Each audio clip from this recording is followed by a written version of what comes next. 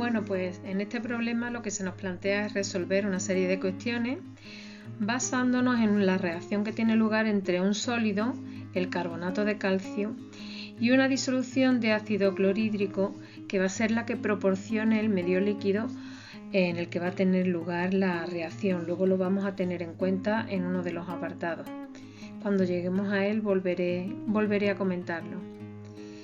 Bien, pues lo primero que tenemos que hacer es leernos atentamente el enunciado y deducir o interpretar qué es lo que significan los datos que se nos dan. En el apartado A se nos pide que determinemos el volumen de una disolución de ácido clorhídrico que habrá de utilizarse para disolver por completo 10 gramos del sólido del carbonato de calcio. Bien, para ello nos facilitan los datos de la disolución. Nos dicen que es al 25% y que tiene una densidad de 1,1 gramos por mililitro. ¿Qué significan esos dos datos? Pues mira, el tema del porcentaje lo que nos quiere decir es que de cada 100 gramos de disolución, 25 gramos van a ser de cloruro de hidrógeno. Lo podemos escribir así o bien lo podemos escribir el factor al revés. Eso va a depender de cómo lo necesitemos aplicar en la ecuación. Por otro lado, la densidad de la disolución lo que nos viene a decir es que 1 mililitro de disolución va a tener una masa de 1,1 gramos de disolución. O lo que es lo mismo, que 1,1 gramos de disolución ocupará un volumen de 1 mililitro. Este dato lo que nos va a servir es para pasar de masa a volumen o de volumen a masa según necesitemos en los cambios que tenemos que hacer.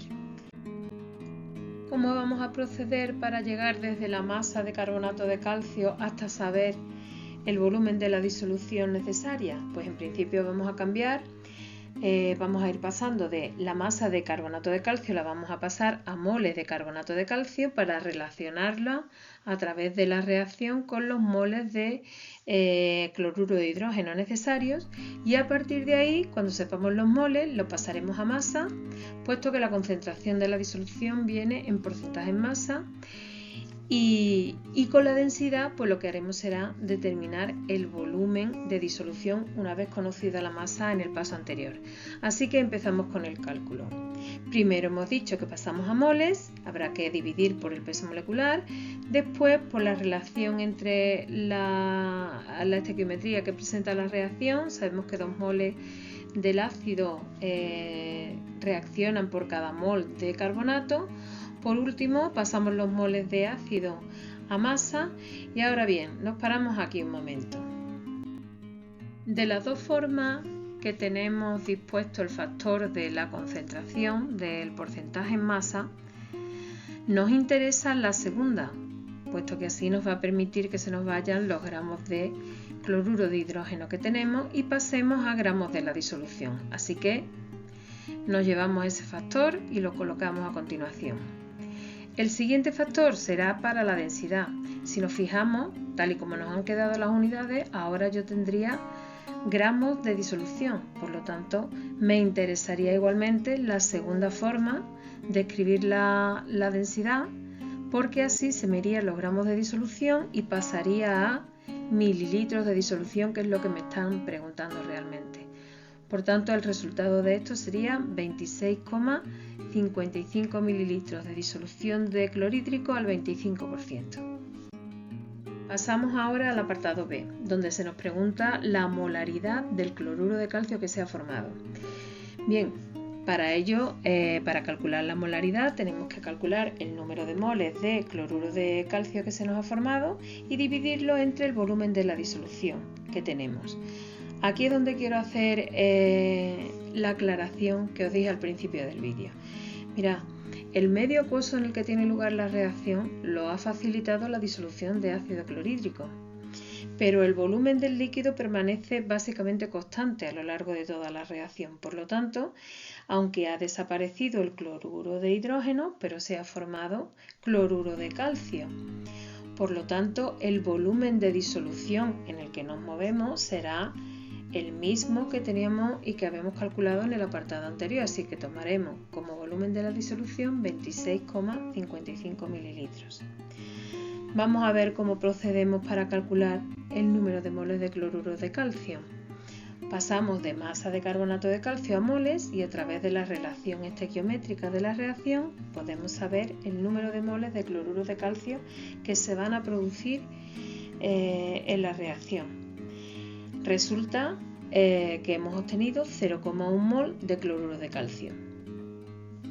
Este dato nos lo llevamos a la ecuación de la molaridad y resulta que obtenemos que la molaridad de la disolución de cloruro de calcio resultante es de 3,77 molar, mol por litro, da igual cómo pongáis la unidad.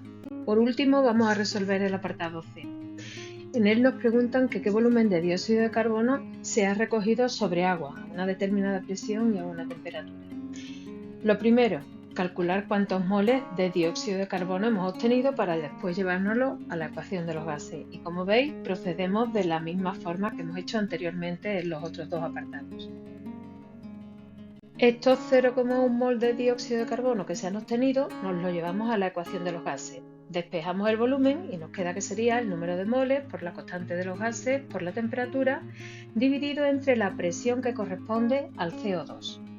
La presión de 1,2 atmósferas que nos indican en el apartado C corresponde con la mezcla gaseosa que hay dentro del recipiente. Por un lado tienes el CO2 que se ha producido en la reacción química, pero por otro lado hay algo de agua en estado vapor en equilibrio con el agua líquida que contenía el recipiente previamente. Por lo tanto, la presión de CO2 se obtendrá restándole la presión de vapor de agua a la presión total del recipiente.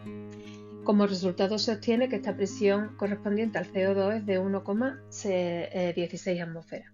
Por último, como ya tenemos todos los datos calculados, pues nos vamos a la ecuación de los gases, sustituimos los valores y se obtiene que el volumen de dióxido de carbono es de 2,14 litros. Bueno, pues problema solucionado.